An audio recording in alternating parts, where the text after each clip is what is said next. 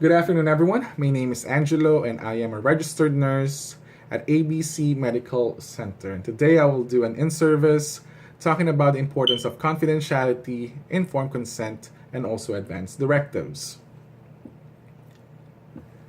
In a world where almost everything can be found online, can we honestly say that we, as human beings, can still enjoy autonomy and individuality?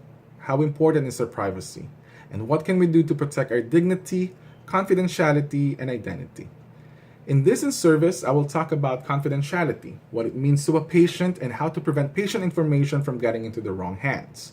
Informed consent, what it is and does your patient know what they're agreeing to? And advanced directives, what it means and the benefits of advanced directives to your patients.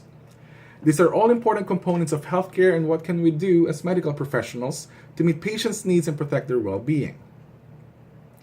By definition, confidentiality is the state of keeping or being kept secret or private. This means that all of our patients have the right to his or her confidentiality or privacy. According to ANA's Protecting Patients' Rights, it sets forth for the nurse's moral and professional obligation to the patients based on a value belief system. This means that the nurse needs to take into account the inherent rights of patients, and that includes patients' rights to privacy or confidentiality. So how important is confidentiality? The U.S. Department of Health and Human Services enacted privacy rules and regulations of HIPAA, which stands for Health Insurance Portability and Accountability Act.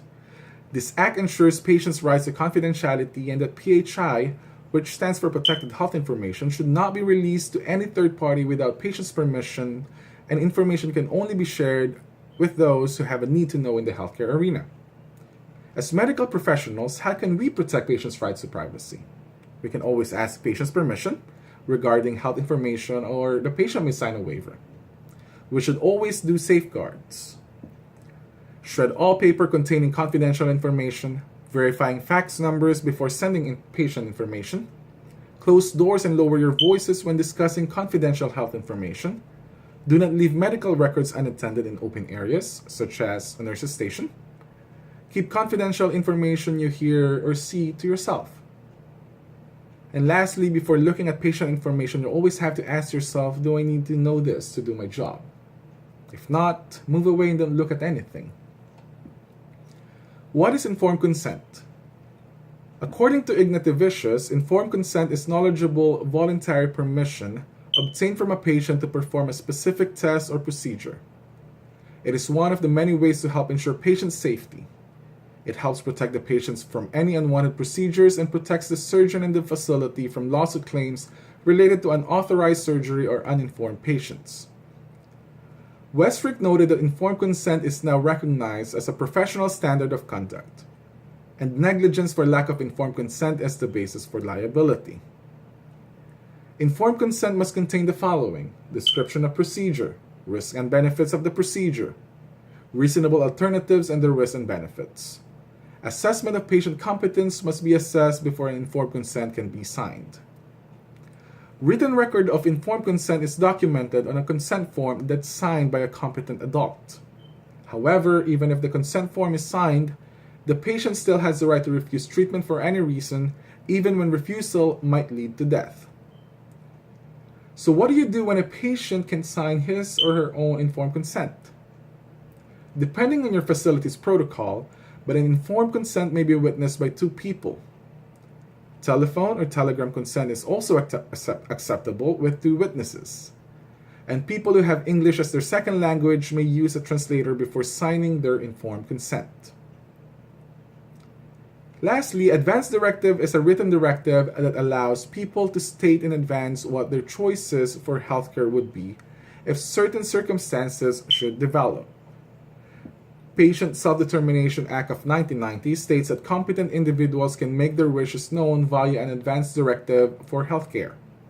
This includes living will, which is a document providing direction as to life-sustaining medical care in the event this individual may become terminal or permanently unconscious. A durable power of attorney or a healthcare proxy is also a type of advance directive. This enables a competent individual to name someone, a parent, a spouse, adult child, or other adult, to exercise decision-making authority under specific circumstances on the individual's behalf.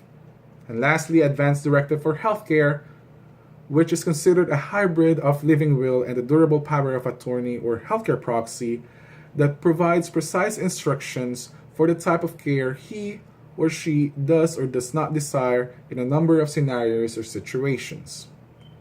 In conclusion, our role as nurses is to educate, document, communicate, and advocate not only for our patients, but to all members of the healthcare team. The nurse should always verify if such document exists, and if they do, they need to be added to the patient's medical record.